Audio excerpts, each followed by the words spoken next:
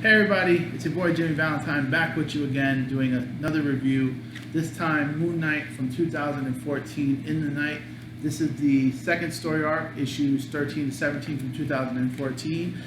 As you may know if you follow comics on a regular basis, there's a new Moon Knight series that's been out the last few months by a new writer. And Moon Knight is a character that has a strong cult following. He's a character that's brought up a lot online when discussing the Netflix-averse as a character that might fit into that universe. Because he both shares a little bit more of a mystical side, but his adventures take on in New York City streets the same way Daredevil or the Punisher would.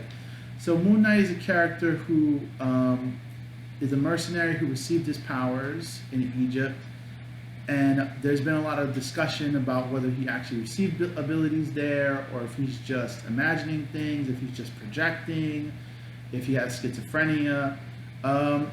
So he's basically just a regular old-fashioned white guy. And, he's a character who, in fiction for the last 300 years, there's been a lot of characters who've gone to different cultures and different regions of the world and either experienced mystical events or brought back mystical things or brought back abilities. And I think if they were to do Moon Knight in the Netflix-averse or in a limited series, he would suffer the same fate as Iron Fist, that there would be a lot of backlash and pushback. These type of characters who go to different cultures and then excavate the abilities or resources of these cultures is very much steeped in colonialism. And while these stories have happened throughout history and throughout fiction, the one being the most famous is Dr. Livingstone, which I read as a kid, or Indiana Jones, which you've probably experienced yourself if you're watching this channel. There's a lot of pushback from characters going into a culture and taking from that culture, and not contributing to that culture or contributing to the peoples of that culture.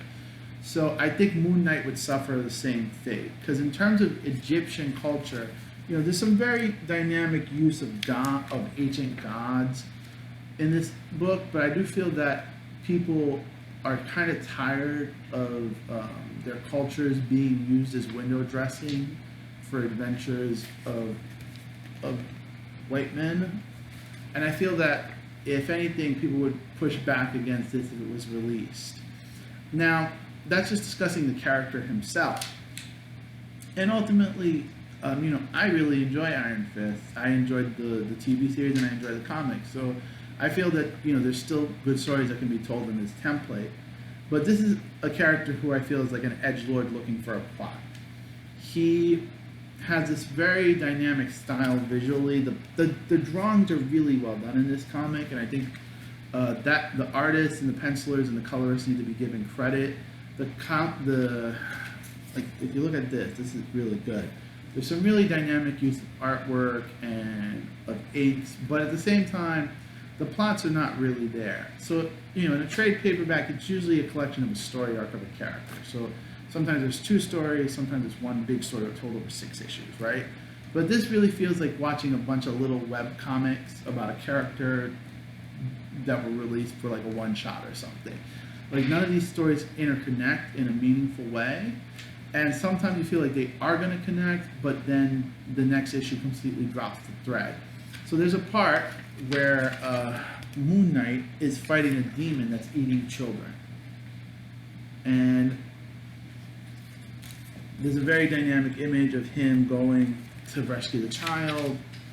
And then at the end of the issue, we find out that this demon prays to the same god that he does. And he's horrified to realize this. But then, in the next issue, he's stopping kidnappers, which completely drops the momentum of the storyline. And, it doesn't feel like you don't know what the world is in this, because there's human villains, there's mystical villains. The first story in this collection was pretty cool, where it's a bunch of ghosts asking for help because their spirits are being sold.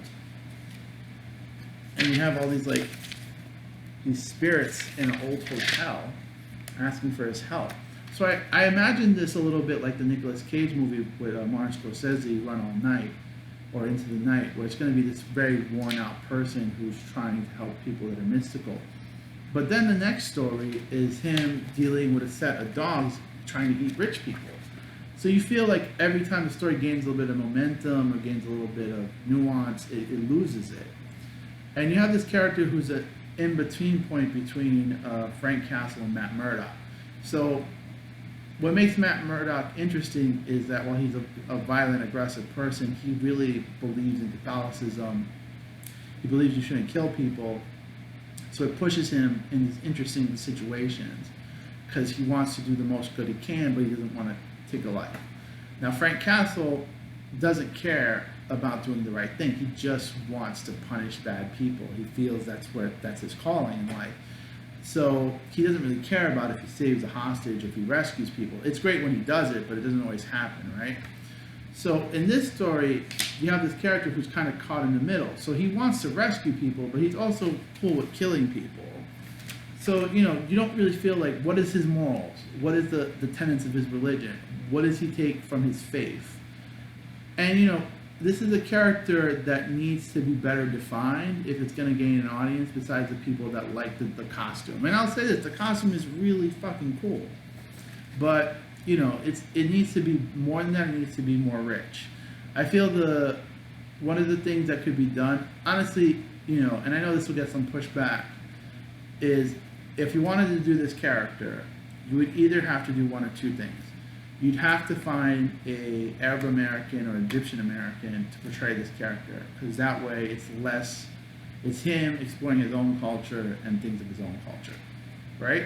Or you take this character and you have him in Cairo, and then it's kind of like a mix between Batman and Homer, where it's this mercenary guy who's working in Egypt, he got these abilities, and now he's sworn to protect this country. I feel like I love the Marvel Universe, but it always seems strange to me that everything in the Marvel Universe occurs pretty much in New York City, where if New York City was always ground zero to all these cosmic events, fighting monsters, all this stuff, New York City would have 100 people in it.